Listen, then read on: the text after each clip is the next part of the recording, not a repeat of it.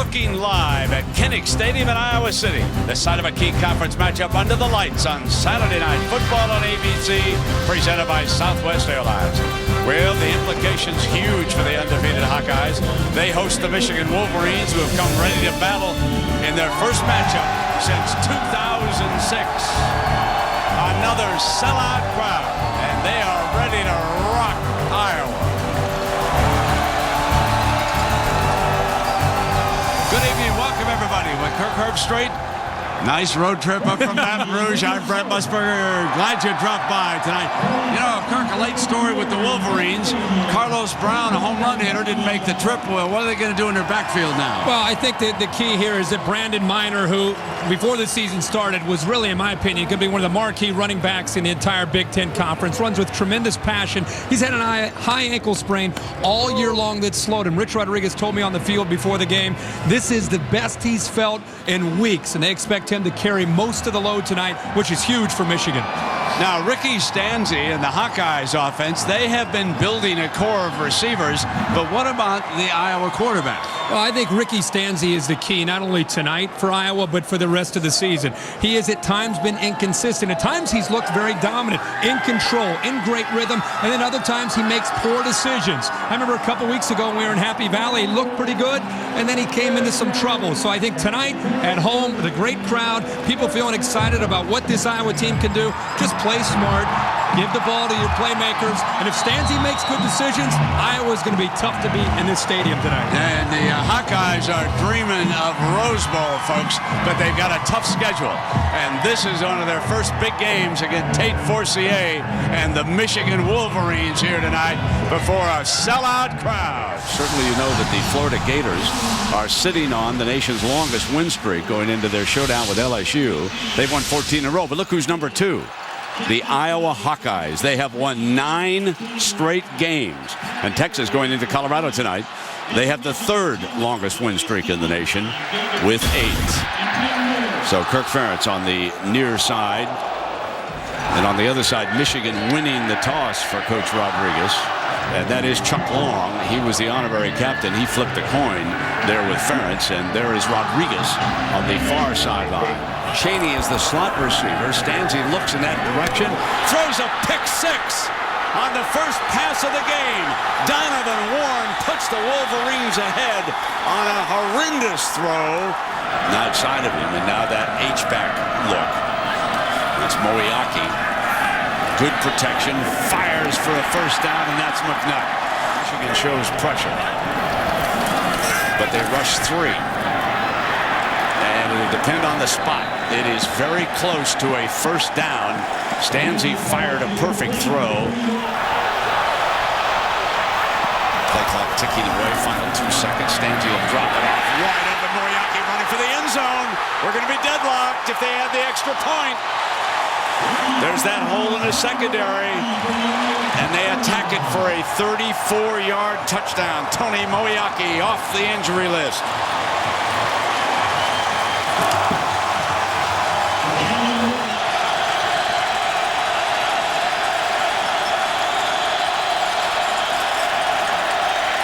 There's another penalty flag down. This one's intercepted.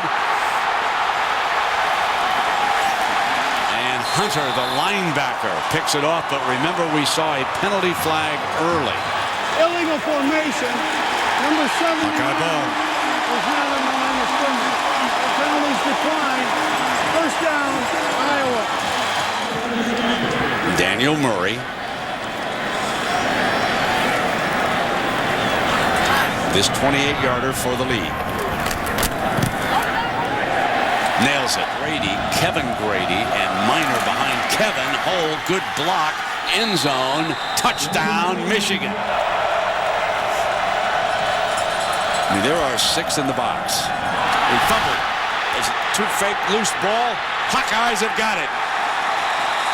A little bit too much Hollywood that time.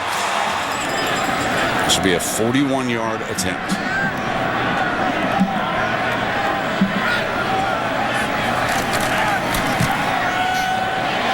Is it long enough? You bet.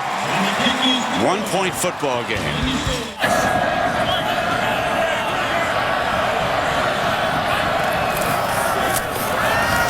fake by Stanzi.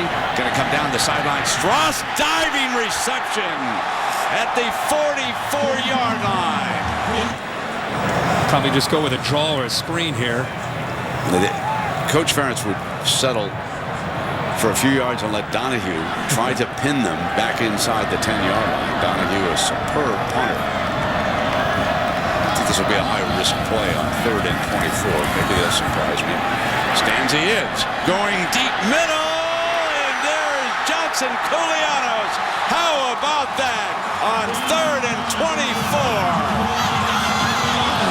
So they put Morse in front of Wager. A power look on 3rd and 1. Wager jumps, end zone, touchdown. So there you have it. The youngster from Bishop Heelan High School, Sioux City, Iowa, lives on the other side in South Dakota. Go crazy.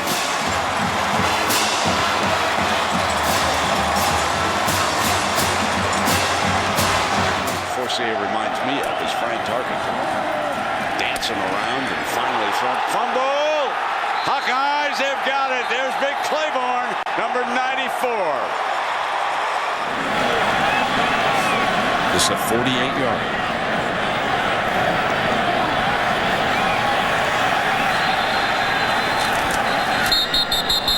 And before the snap, hold on here. Delay a game. Offense. 5-yard penalty. I praised them too early.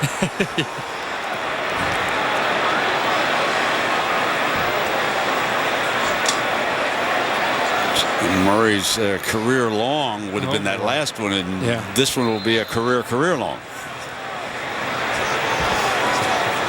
This is about his limit, watching him before the game got started.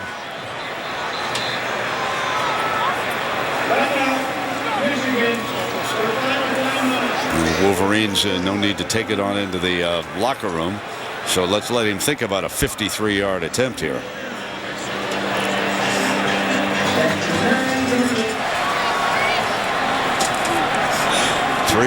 Three seconds now on a 53-yard attempt will be a career long from the right hash. Daniel Murray on its way. No good. So they will take that 6-point lead, and let's go down to Lisa with Coach Rodriguez. Thanks, Brent.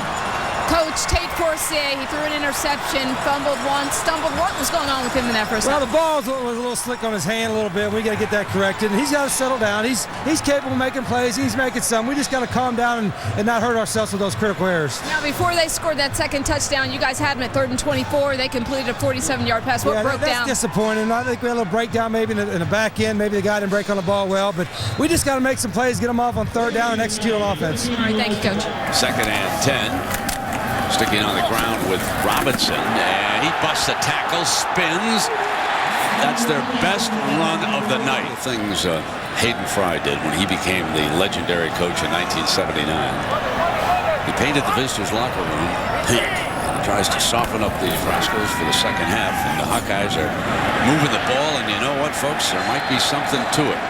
As Moyaki, well, there it is. Now take a look at this. And Hayden Fry's degree in psychology, and he studied that there's something to mood, human mood, and colors. And this softens you up very considerably, puts you in a dreamy state. I've been in there. And the only thing that frustrates you in that pink locker room is I think there's 2 commodes for the whole traveling team. And it's pink in there too, folks. Can't show you that, but trust us. 1st down and 10 with Stanzi. Yep, so now they'll have to shake off the after effects of resting and eating their oranges, and etc. in the pink atmosphere. Stanzi, he'll keep it out of bounds at the 45, and he's got another 1st down.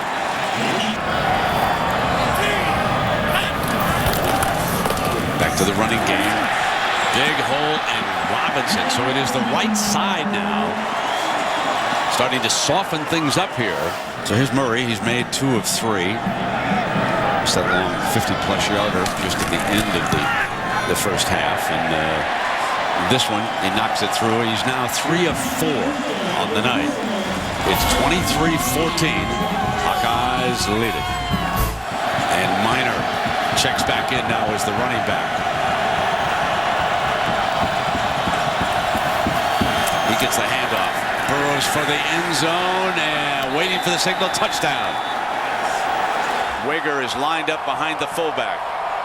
Ferentz didn't hesitate. Rolling to throw it. Incomplete. Michigan takes over. Almost intercepted in the end zone. That was Stevie Brown, the linebacker and converted safety. But here we are at 3rd and 10 for Forcier, and he rolls out to the right. Throws deep down the sideline. Incomplete, and the Wolverines are forced to punt out of their own end zone. Greenwood, the safety, coming over against Matthews. 13 minutes to go here in the 4th quarter. Meanwhile, down at Baton Rouge, only 3.5 minutes, and the Gators lead that one 13-3. Stanzi, he's got Moyaki, and Reisner's out in front. This could be a second touchdown. Moyaki scores for the second time here tonight. A 42-yard score, and Reisner, the other tight end, he led the way to the end zone.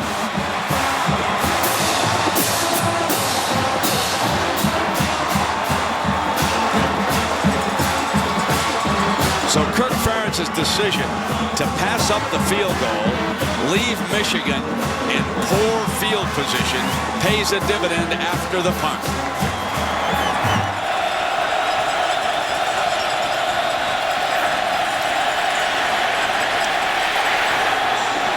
Incomplete. And the Wolverines are forced to punt. All Iowa's doing is twisting and trying to get pressure with their front four. Claiborne got in there and lowered to boom on Forcier after he throws this. Watch him coming from the backside. Boom! As soon as he throws that football. Rodriguez has got a tough call to make if he doesn't stick this one in the end zone. You're 2 scores out, but a field goal can help you, but he's so close he may want the touchdown, and he wants it to pick the tempo up.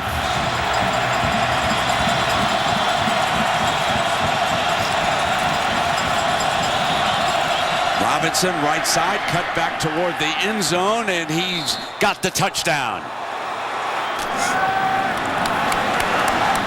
They'll show the power I formation. They have thrown out of this formation with a naked bootleg. They're going to stay on the ground, and they're going to give their punter a chance. And that defense was led by Mouton of the Wolverines.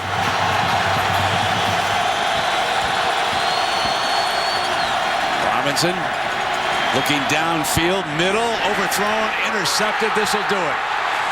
Hawkeyes. Brett Greenwood with the interception at the 25-yard line.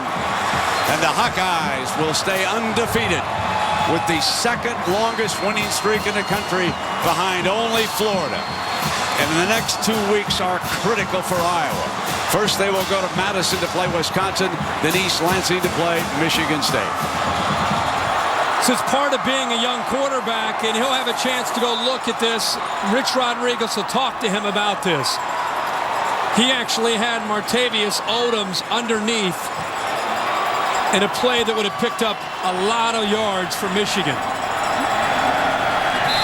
Herbie, that's the 5th turnover of the night for the Wolverines.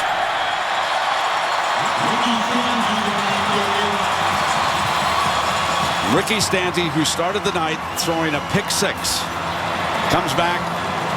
Kirk Ferentz and Iowa prevail over Rich Rodriguez and the Wolverines. A 30-28 final. Let's go down to Lisa with the winning quarterback. Whoa, thanks, Brent. Ricky, the game was out of your hands. What were you thinking when you were watching Michigan in that last possession from the sideline? We had confidence in our defense. We weren't too worried. I mean, our defense has been doing a great job all year, and we're really proud of them. 2 touchdown passes to Milwaukee. What was working on that play? Why did that play work so well? Tony does a great job of blocking and making the run really look like the run, and then when he gets a chance, he went out in a couple plays, and we had a great chance to give him the ball, and he can run once he gets it. Now, you started off the game with a pick-6. Yeah. What were you thinking then? Oh, crap. You don't want to start a game that way, but we were able to bounce back because of our defense, special teams, the guys on offense really gathering around each other. All right, that's the second oh crap that I've gotten from you guys in consecutive That's games. probably why I said it. Brent, back to you. Congratulations to you. Back to you, Brent. All right, Lisa, thank you very much. The Hawkeyes 6-0 with a 30-28 win here tonight. Kirk Ferentz again finds a way to win a football game, and when you face adversity like this and you're able to make plays, you're able to grow from it. Denard Robinson's going to bounce back from this. We had a great one here tonight in Iowa City. Hawkeyes win it 30-28.